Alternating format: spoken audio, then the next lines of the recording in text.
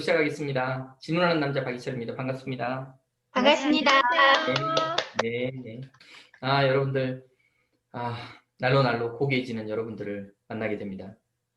고귀한 당신을 소개하고 있는데 계속 만나고는 계신가요? 우리 정재순 보배님? 깜빡깜빡 잠이 들어요. 네, 그러니까요. 만났다가 헤어졌다가 또 만났다가 헤어졌다가 이러고 있습니다. 그럼 만날 때는 어떻고 헤어질 때는 어떻든가요? 만난다고 생각할 때는 그 소중한 존재가 나 자신이라는 거, 내가 할 수 있는 아주 무궁무진한 것들에 대한 긍정적인 부분이 드러나기 때문에 행복하기도 하고 또 어떤 네, 삶의 보람도 느껴요. 근데 네, 이제 그런데, 깜빡 잠이 들고 네. 내가 소중한 존재라는 것을 잊어버리니까 해결할 수 있는 부분의 양이 줄어들고 그러네요. 또 두려움이 있고 네, 네. 네, 그리고 결과도 원하지 않은 결과들이 나오고 그랬던 것 같아요. 그런 것 같아요. 그렇죠. 네, 네. 야, 그러네요. 내가 얼마나 고귀한 존재인지 깨닫는 게 정말 중요하다는 걸 우리 정재승 보배님이 설명해 주고 계시네요. 그죠? 내 삶이 행복이냐 불행이냐를 결정짓는 게 이것일 수도 있다는 거예요. 나에 의해서 결정되는 게. 내가 고귀한 존재인지를 깨닫는 순간 나는 지극히 행복해진다는 거예요. 근데 이걸 깜빡하잖아요. 그럼 행복할 수도 있고 안 할 수도 있어요. 그죠? 다른 사람이 날 사랑해주면 행복할 수도 있겠죠. 내가 못 깨달아도. 하지만 불행해질 수도 있고. 그러니까 내가 내 삶을 어떻게 맡기는 거예요? 세상이 행복과 불행을 정하게 내가 내맡긴 꼴이 되는 거예요. 자, 그러면 이제 장은경 보배님. 네, 깜빡하고 살 때가 있잖아요. 네. 그러면 깜빡하고 사는 사람이 세상에 많을까요? 아니면 고귀한 존재인지 깨달으면서 사는 사람이 세상에 많을까요? 깜빡하고 사는 사람이 더 많을 것 같아요. 그렇죠. 네. 대부분 자기가 얼마나 고귀한 존재인지 깨닫지 못하고 사는 사람들이 정말 많을 거예요. 그죠? 그러니까 행복했다, 불행했다 계속 반복하는 거예요. 행복과 불행이. 자, 이서연 보배님. 그러면 수많은 사람들이, 대부분의 사람들이, 깜빡하고 산단 말이에요. 내가 얼마나 고귀한지 몰라서. 근데 우리 이서연 보배님만, 내가 고귀한 걸 아는 존재예요. 그러면 이서연 보배님이 그들과 함께 살면서 그들보다 더 행복하고 윤택해질 확률이 높아요? 아니면 그들보다 덜 행복하고 덜 윤택할 확률이 높을까요?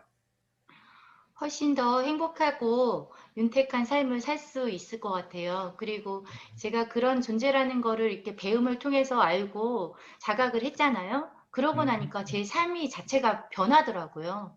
더 많이 네. 행복해지고 저뿐만이 아니고 또 다른 사람들도 고귀한 존재로 보게 되더라고요. 네, 그러네요. 네. 그러니까요. 그러니까 내가 고귀한 존재인지를 깨닫게 되잖아요. 그러면 누구보다 행복한 존재가 돼야 된다는 거예요. 행복한 존재가 된다는 거예요. 당연히. 그러면 정재순 고객님, 자기가 고귀한 존재인지를 깨달아야 되나요? 못 깨달아야 되나요? 깨달아야 돼요. 네. 이거는 꼭 깨달아야 되는 거예요? 아니면 깨달아야 되는데 깨달아도 되고 안 깨달아도 되는 거예요? 꼭 깨달아야 돼요. 네, 그렇군요. 우리 장경 고객님, 어렸을 때 자녀가 이제 그 몇 살 때 걸었나요? 8개월 때부터 걷기 시작했어요. 대단하군요. 와, 되게 빨리 걸으셨네. 요즘 애들 빨라요. 6개월도 그렇군요. 걷는 애들 있어요. 이야, 세상에. 네, 이렇게 한 발자국씩 뛰기 시작하잖아요. 보통 돌 전에 걷잖아요. 네, 네. 보통 돌 전에 못 걷는 아이들도 있어요. 맞아요. 네. 네, 좋습니다. 그러면 장경 보배님 8개월 때 아들이에요, 딸이에요? 딸이요, 딸. 딸이 걸었는데 딸이 어느 날 엄마를 딱 보더니 엄마 오늘부터는 걸을게. 그리고 벌떡 일어나더니 걸었나요? 아니면은 어떻게 아니죠. 걸었나요? 기기 시작하더니 한 발짝 뛰더니 걷기까지는 굉장히 많이 넘어지죠. 한 발자국 네. 뛰고 넘어지고 또 네, 넘어지고. 그렇군요. 네, 좋습니다. 네. 자, 이소연 보배님. 네. 다 이렇게 넘어지면서 걷잖아요. 네. 근데 우리 장경 보배님 말씀처럼 기던 애들한테 기는 게 편하잖아요. 그죠? 그쵸. 네. 그쵸. 이제 누워있다가 처음 기기 시작했는데 기는 게 훨씬 편하잖아요. 근데 네. 이제 엄마도 서 있고 다 서 있으니까 일어나 보려고 한 거예요. 그죠? 일어났다가 넘어지잖아요. 엉덩방아를 쿵 찍고. 예? 그러니까 아프잖아요.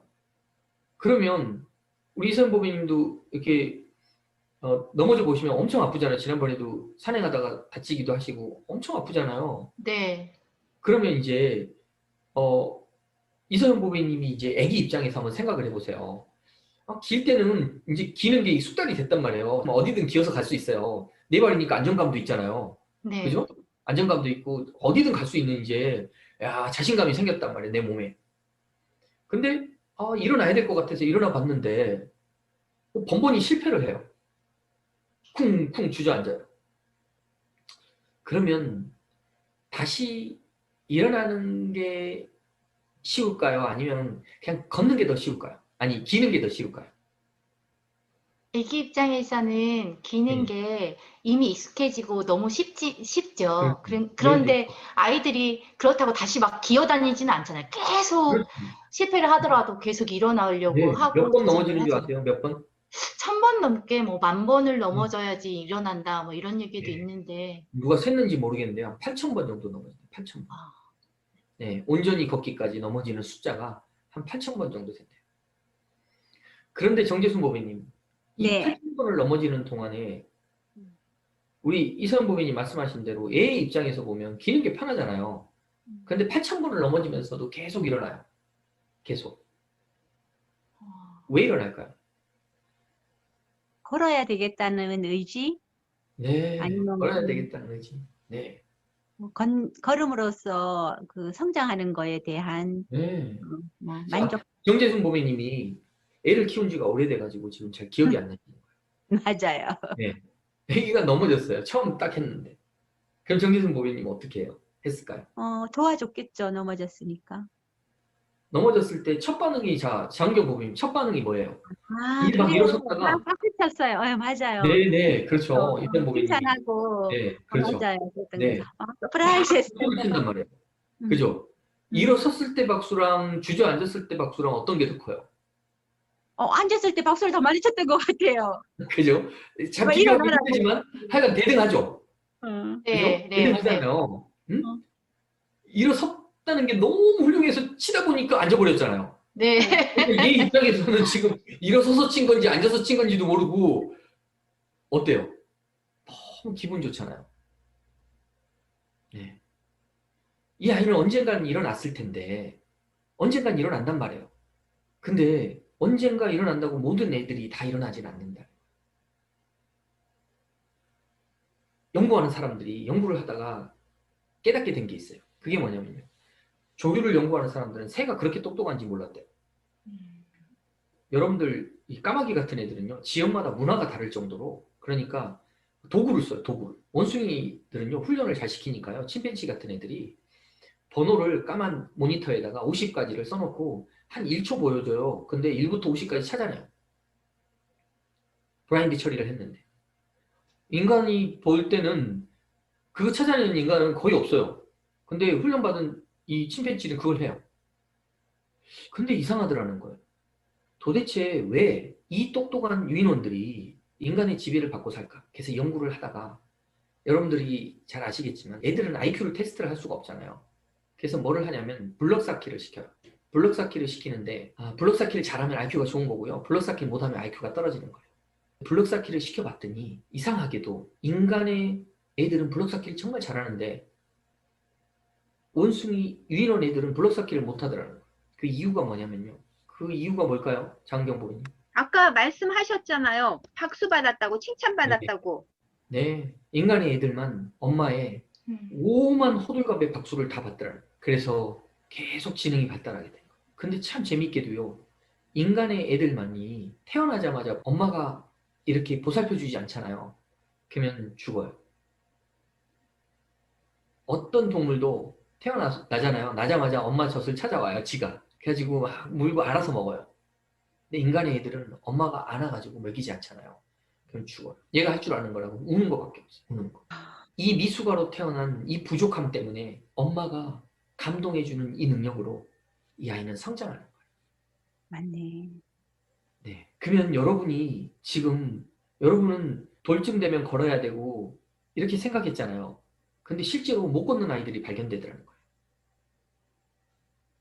부모의 사랑을 못 받은 애들은요, 걸음걸이가 다르고요. 못 걷는 애, 심지어는 못 걷는 애들까지 발견돼요. 언어 능력은 더 차별화되고요. 자, 그러면 이제 이런 생각을 해볼 수 있겠네요. 제가 원래 걸었던 게 아니고요. 누가 걷게 한 거예요, 이소연 보배님? 엄마가 걷게 한 거죠. 제가 걷게 한 거네요, 아이들을. 네, 엄마가 걷게 한 거예요. 얘 아니면 원래 걸을 수 있는 애가 아니고요. 원래는 걸을 수도 있고 안 걸을 수도 있는 애. 스스로는 걷는 능력을 갖지 못해요. 근데 엄마가 감동하는 힘으로 걔를 걷게 해요. 그럼 못 걷는 애를 걷게 하는 거네요. 그죠? 그러네요. 정재순 네. 보배님. 네. 네. 그럼 말 못하는 애를 말하게 하는 건 누굽니까? 그 엄마겠죠. 네. 어느 날 아내가 애가 엄마 아빠 했어. 아빠가 퇴근해가지고 와서 아빠 해봐 그러니까 엄마 그러는 거예요. 그래서 에이 무슨 엄마 아빠를 해 못하는구만. 근데 며칠 있다가 아빠를 하는 거예요. 그죠? 걔는 원래 그 말을 할 수 있는 게 아니라는 거예요. 뭘 해요?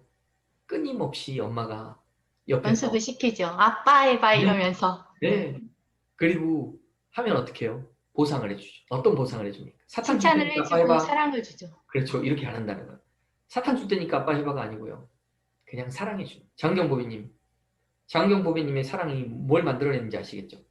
못 걷는 아이를 걷게 하고요. 말 못하는 아이를 말하게 하고요. 정말 부족한 이 아이를 그 부족함 때문에 지금의 여러분이 자랑스러워하는 자녀들로 만들어놨다는 겁니다. 어마어마한 일을 한 겁니다. 이런 이적을 행하는 사람을 이소연 보배님 네. 어디서 본 적 있으시죠?